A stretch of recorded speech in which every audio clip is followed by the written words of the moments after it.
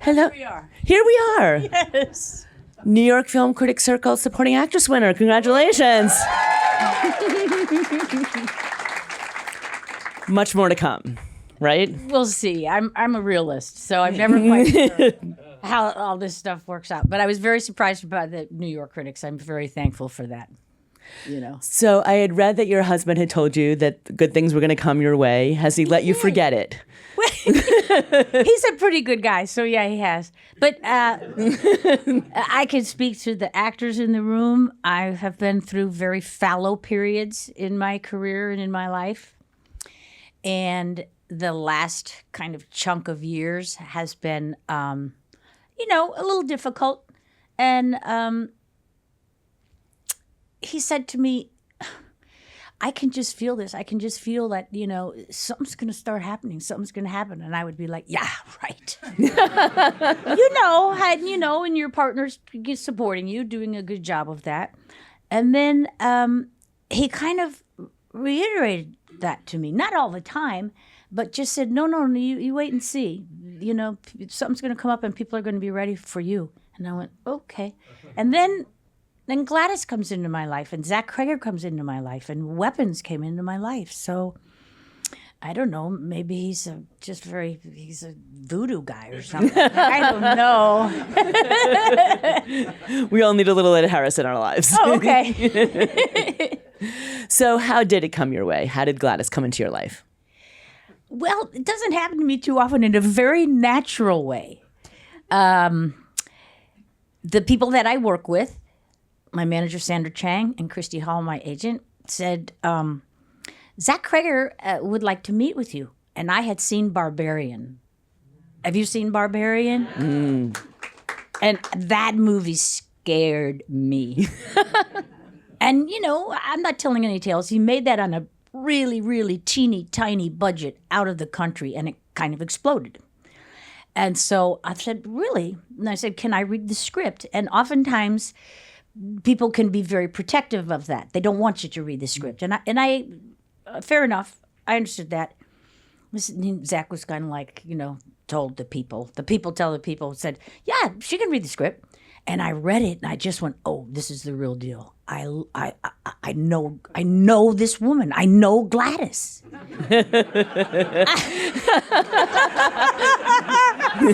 Is that a good thing? Apparently so. But there was just something. Her through line was just very, very direct, very clear. And we met for lunch and talked for a couple of hours. And Zach was very forthcoming and volunteered a lot of personal information and why he turned something that happened in his life into artwork. And I can say this to you because it's after the fact. As Zach was driving there, he said, don't offer her the part. Just go to lunch. Don't offer her the part. And he talked about the part, and I had some ideas, and I said, really? Well, maybe this could, And then at the end of it, he said, well, it's yours. Do you want to do it? But it happened truly in a very, very natural way. And I really have to thank Zach for that, What were some of those ideas that you had that you shared with him at that lunch?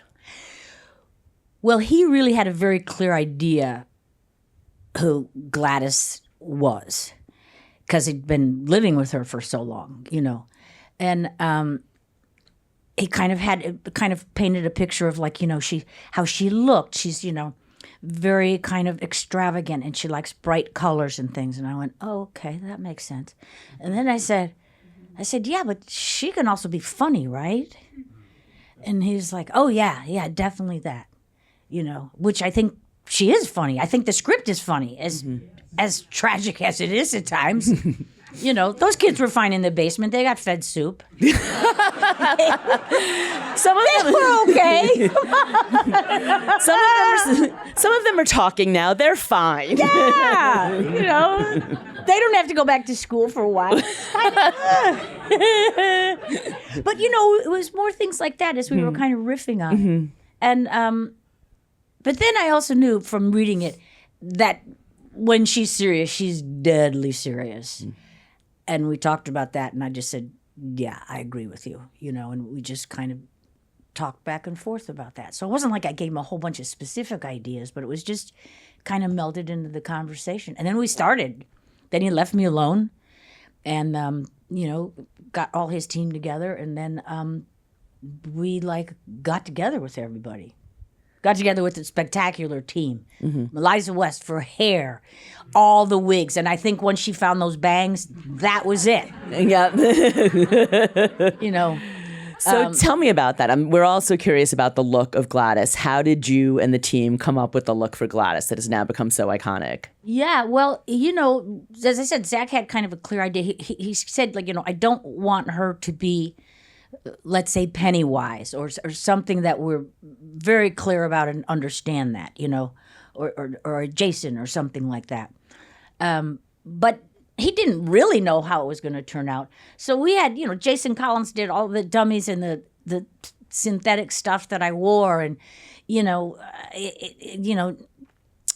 Sakovici did all the makeup, which was not easy. It was layers upon layers and finding all that stuff. And Trish Somerville did all the costumes. So once we had those things, but it was a process and it took a while.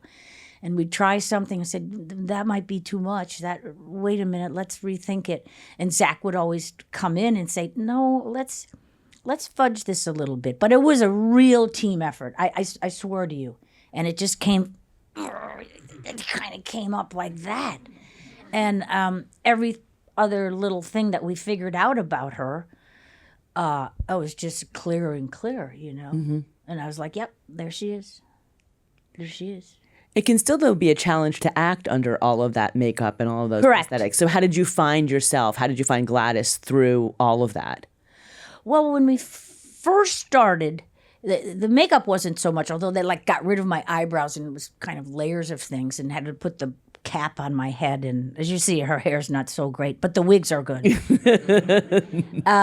But one of the things that I had, and I guess you probably noticed this, is that I have these little teeny tiny baby teeth, which just creeps me out. Those are, I don't ever want to see someone with those. No. Ever. I don't. And Jason, who did all that work, he said, we don't want to brown them out. We don't want to do this. We don't want to do that. Try these little teeny tiny baby teeth, which I did. And I went, oh my God. But they were very uncomfortable to me for the beginning. They said, I've got something for you. Take these home and wear these around the house. Which I did, much to the chagrin of Ed. But, because they're creepy, I think. And, so that took a little while. And I had one eyeball that was different. And, it just took a while to get used to it. But then it was just like, oh, yeah, it's Gladys. So then there's an ease with it. But you have to practice that, I think. I think of people who are in the chair for 8, 9, and 10 hours to work. Those large things. I'm sure doing Frankenstein or anything we can kind of think of, all of those hours, or Elephant Man or whatever those are. So I guess we had it. It's about 3 hours, I think. So we had it down pretty good. Yeah. It's also a very physical performance. How did you find her physicality?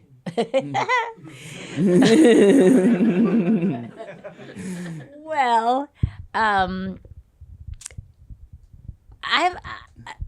was a tomboy when I grew up and always was staging plays and things, and I would make you sit right there and listen to me while I expounded on something.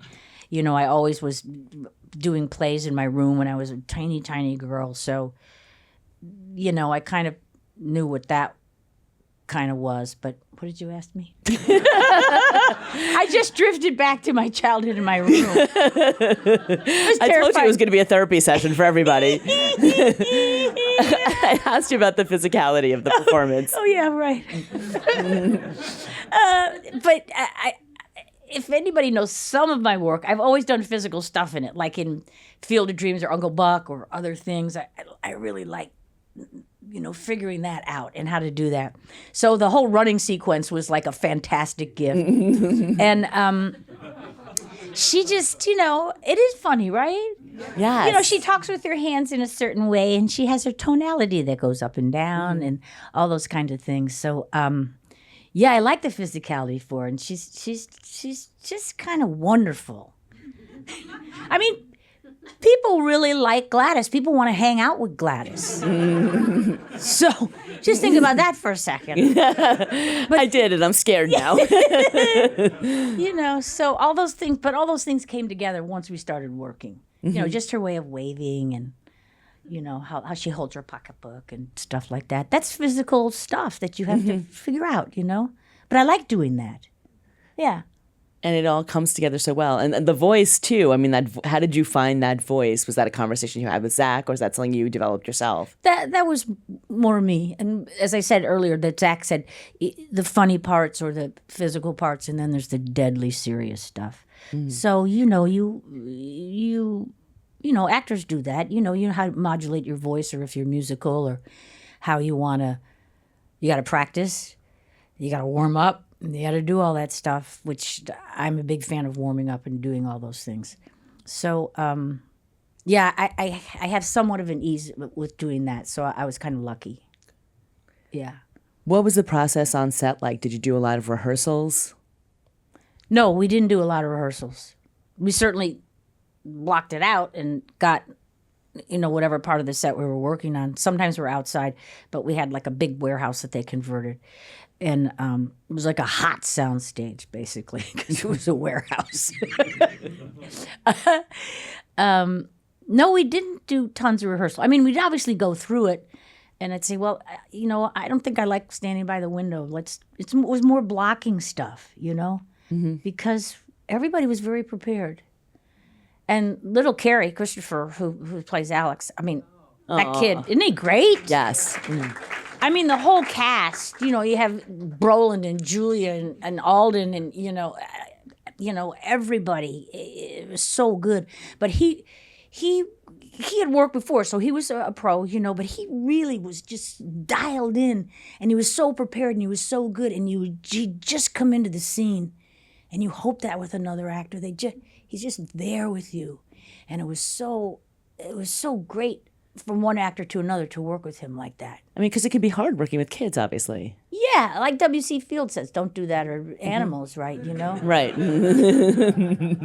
But I've worked with a lot of kids in my career. And so that really was not intimidating to me. Maybe I just got lucky, but the kids I worked with have been, Gabby Hoffman was this big when I worked with her, and look at her now, But these kids that we had in the film, they traveled with us the whole film. So we all got to know each other very, very well. And they were really dialed in. And if they got nervous about something, it would be like, we talk about it, I'd say, feel these ears because they're very weird and you're going to be ripping them off. So,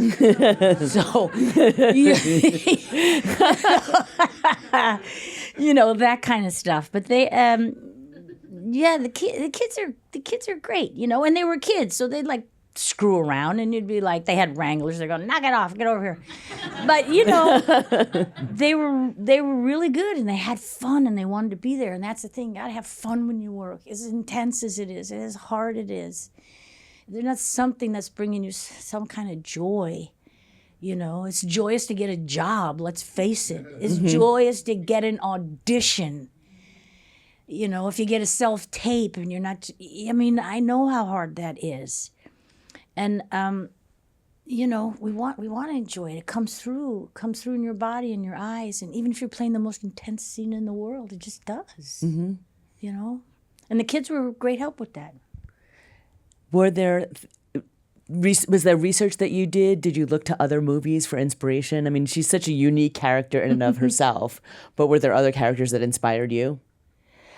Yes, Zach and I are both Diane Arbus fans, and so we went through a lot of her work from her beginnings to how she is now. I have to pay great thankfulness and homage to Miss Betty Davis in Baby Jane, because first of all, that's one of my favorite movies, and obviously her look was something that was really worked on with her team. But also the early, my brother and I were like spooky film people, and we had Shock Theater in Chicago. We saw all the silence. Nosferatu just it was so great. The Boris Karloff ones, the Hammer films, Peter Cushing, the noir films, how they used all of that. That was really, really helpful to me. Very helpful, And just those kind of performances, they really fed me, Yeah, they did. Was there a scene when you were going into filming that you were particularly worried about that you thought, I mean, I do want to talk about the final sequence, but leaving that, because, that's special. But other than that. What do you mean by that? It ends so well for you. Yes, well, you had it coming. But other than that, was there a scene that you were looking, that you thought was going to be particularly challenging to portray? No. I went into everything with just a clear knowledge of what was going on. And that has a lot to do with Zach Cregger, because he's really a filmmaker first, and a writer and a director who knows what he's doing.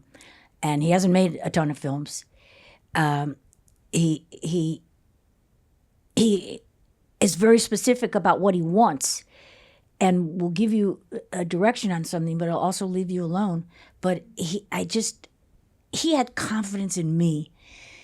And at times in my life, I don't have very much confidence. So his confidence in me gave me that kind of a thing to let me. I mean, before you enter into each scene, I am anyway. I get nervous. I just get a little anticipatory, like, oh, I have to pee. That was probably too much information. I apologize. You older women know what I'm talking about. And you men, too. So,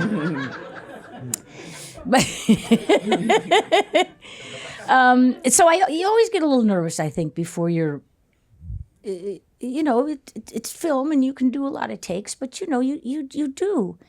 And you have to be willing to just kind of stumble around a bit till you got to sit down. I can have a tendency to do this, and you got to sit down in it. Got to get down there, I think all the good classes that I took and all the good teachers, they always stress that, put your feet on the floor, get down in there. What are you doing? So then once I kind of got through that, I entered this. It's really hard when you go to class. Okay, let's have you enter a scene. One of the hardest things in the world is to come through the door. Mm-hmm. It just is. It's like, no, go back. No, go back. Just those simple things. And so you learn those things, and once you enter into the scene, there's a calmness there or something, sometimes. And then try entering the door as Aunt Gladys. Yeah. Oh, she's confident. She Yes. knows what she's doing. Yeah, definitely. She's a very confident woman. I am not that confident in my life at all. And she knows exactly what she's doing, why she's doing it. She puts her look together. She thinks she looks fabulous. And she does. She looks great. She's never thinking about, oh, is my lipstick right? Or that person's looking at me. Never. Her lipstick is right. The brooch on her, jacket, it's correct. Mm-hmm. So she comes into a room like that. And then she kind of goes into her thing when she's home, I'm just rambling, I guess, right now. No, you're fine.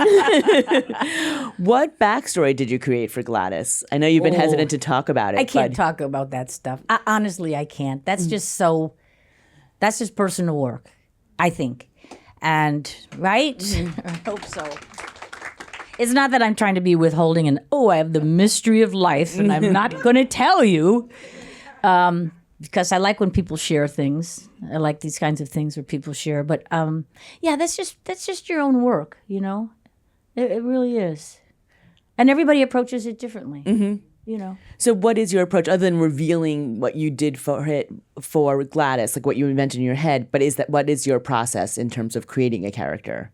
Can you talk about that? Yeah, not specifically for Gladys so much, but in general. Yeah, I guess. That's a hard thing in general. I think it always comes down to the script. What is the script? What are you saying? Do you have any understanding of what you've just said? You're saying the words, but what's going on? I started in theater, came up in theater. And it's very important to just get in the script and do that. That's where I always start. Even if it's just an easy scene or something. You know, it's like you got 6 lines, you come in. No, you have to go to the script. What preceded it? You know how it is when you're in class. It's like, what's your intention? What are you doing? And I really go back to those basics because it's really helpful to me. Oftentimes I'll use pieces of music, which is helpful. When I'm working, I like to be by myself. I'm not good at sitting around and chit-chatting and stuff. I don't think I'm mean to the other actors. I don't mean to say that. But I just like to find wherever that place is, and I just get that place, and I really stay in my own place, and that's what I do. And I do that before everything. I've always done that. Some people that doesn't work for. Mm-hmm. They want to talk, and they want it, and then they can get right into it. That's not for me. So, or you want to see the playback? Never. I don't want to see the playback. You know. So, but everybody works differently on that stuff. You know, I'm sure we could have 20 different views of how you do that, you know. What music does Aunt Gladys listen to? I'm scared to ask. Well, she likes show tunes. Of course she does. And she likes very out there jazz. Like she likes, Eric Dolphy, or she likes the Mothers of Invention. Like early mothers. She just that's like that yin yang side to her. Mm-hmm. She's very funny and very nice, and then she's got that other thing going on. So that's what I come up with. That's fun. Yeah. So let's talk about that final sequence. Okay. How did you approach it? With glee. That running sequence that I was able to do all of it except when I get tackled because I would have broken my face open. But that was over a series of places in the location, over a series of days and time. That was really fun doing that. It kind of kicked my ass, but I really had a good time. And then when children were going to tear me apart, we all talked about it. And we'd been with these kids for 5 or 6 weeks, mm-hmm. So they knew what was up. But it's scary at first because it's like, no, they're gonna.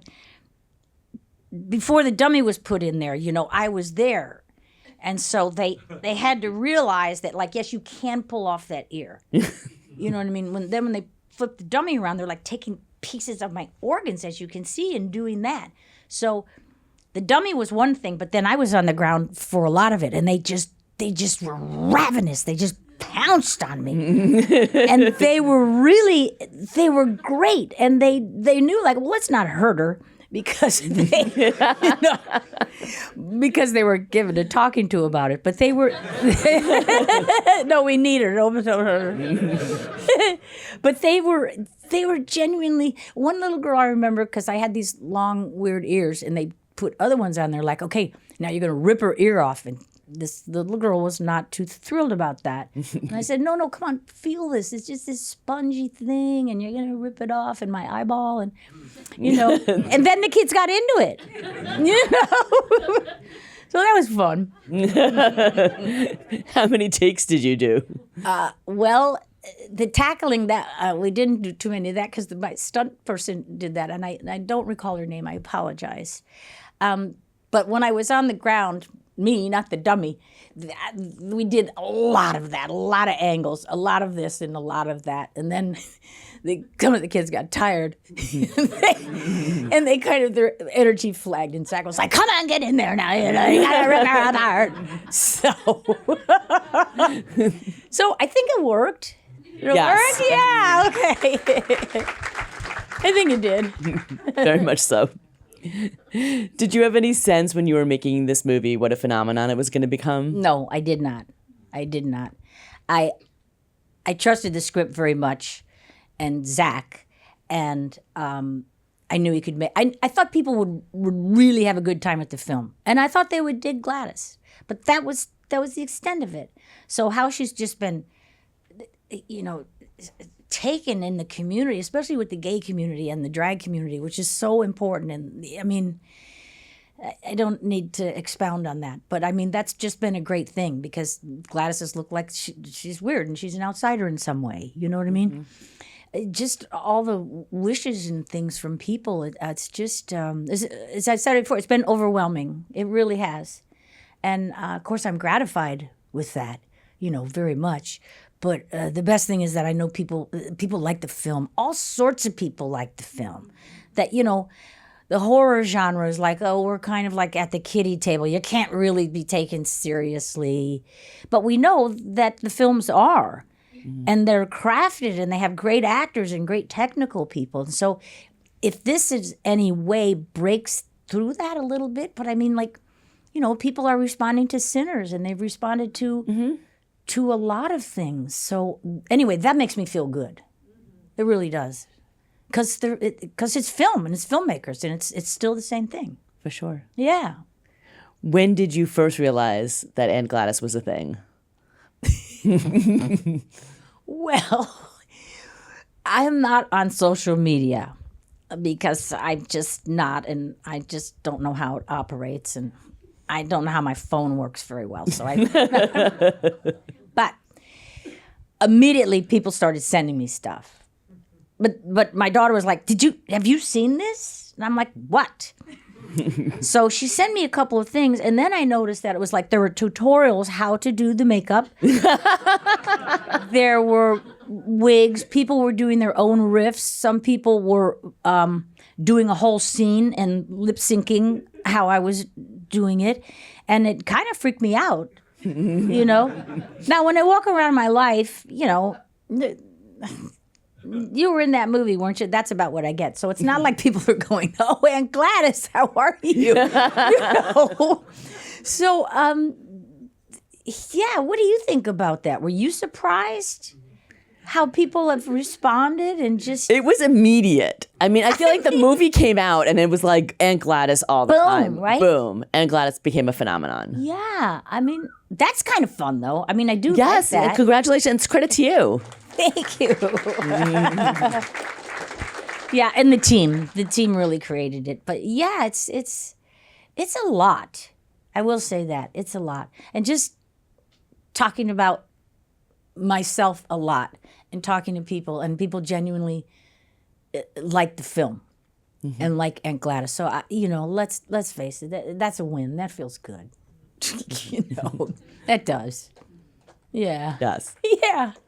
What does it mean to you to have a role like this? I mean, you've been a working actor for so many years. I know you kind of talked about this at the top, but you were nominated for an actor, Best Supporting Actress Oscar 40 years ago. 40 years ago. Twice in a lifetime. So it's going to hopefully be twice in a lifetime again.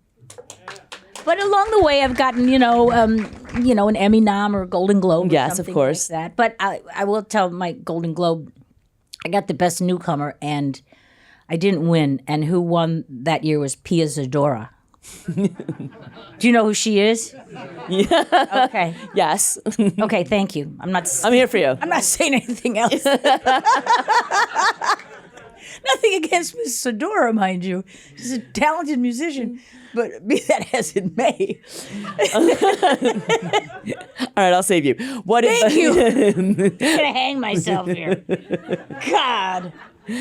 But what lessons do you have? What advice do you have for the actors that are here? You got to want it more than anything. You got to stick to it. You got to grind. You just do. Any scene you can do with somebody, any student film, any workshop. The people are creating content all over the place. Someone's saying, I'm doing this film and, we're going to shoot it in Chatsworth and we have blah, blah, blah. Go do it. Because you got to, musicians get together and they play music. And actors get together and they're like, what?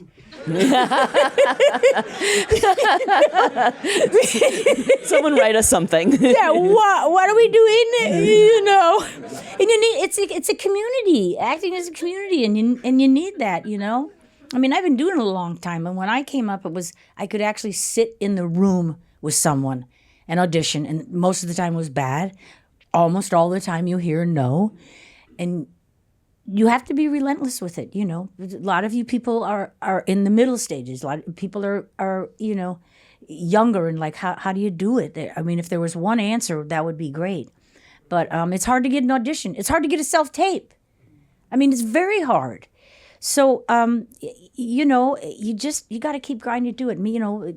Get together with other people. I mean, and if there's any theater things you can do or a workshop thing or something. I know some of them are expensive and that's difficult, It's just, you gotta want to do it. You really do, because it's not a nice business, the business of it. So, and it's changed so much since I was coming up. So, you guys stick to it. And I know there's talented people here in the room. I can feel it. I know there is. It just takes a yes. But you can build getting to a yes, too. Be prepared when you get it, when whatever it is. It's an audition for something, you're like, what is this? I don't even like it. Audition for it. Auditioning's hard. Do that. Seriously. And then you'll end up with an Aunt Gladys. Perhaps. All right.